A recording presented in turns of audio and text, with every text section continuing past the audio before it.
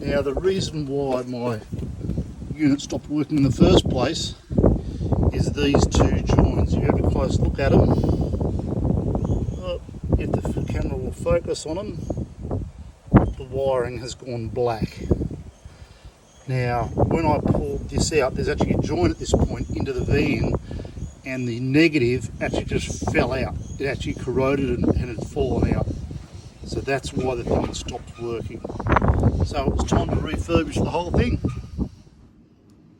Righto guys, I thought I'd show you what started the whole process off, and that's the flusher unit stopped working. I had no power to the flusher unit, so I pulled the whole thing out to have a look at it.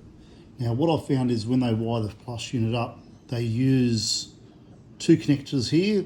They look like just a bump with a bit of heat shrink over it. And what I found is the wire, not this one, but the wire just fell straight out as if it wasn't connected at all. So I thought I'll cut that out and have a look at it. When I cut it out, I noticed a couple of things. First of all, the wire was black, so it's obviously been laying in water or overpowered, one of the two. And it's got corrosion in it. It's caused me a bit of grief as far as that's gone. But also what I've noticed is when you cut that open, you can see the two wires in there. When you cut that open, you pop out a Scotch lock. Now we use these in the building industry all the time for data connections and telephone connections and stuff like that. And in a building environment, you know, they're fine. I know when you build race cars, this is what they look like brand new. That's a packet of them here. That's what you buy them as. Made by 3M. They're good quality, so they are using the good quality ones. You can see that orange has popped out at the moment. That means it's unused. You put your two wires in there and you crush them up. You see the orange has popped in and that's connected. What happens though, anyone who builds race cars or safari vehicles, etc., they know it's a big no-no to put Scotch locks near anything at all in a car.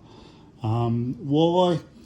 Because it's a cutting process. It's actually a little bar in there, a bar of steel in there that pushes down and cuts into the plastic and against the copper of the wire, and that's what gives it the connection.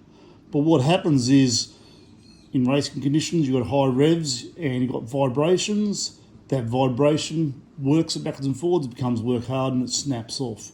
Now, because I use my caravan probably a little bit harder than a lot of people, you know, there's a number of other people on this site that use them harder than me, but I still use it harder than most people. Corrugations is the big thing that really sort these vans out, and that's why I bought the MDCs, because the thing's so bloody tough. And I love it for it. But Scotch locks do not handle corrugations. And basically what's happened there, the wire's just pulled straight out of that one and snapped off, and so the thing stopped working. So what I'll do is I'll replace all this, and I'll actually put a different connector on it altogether, a crush connector.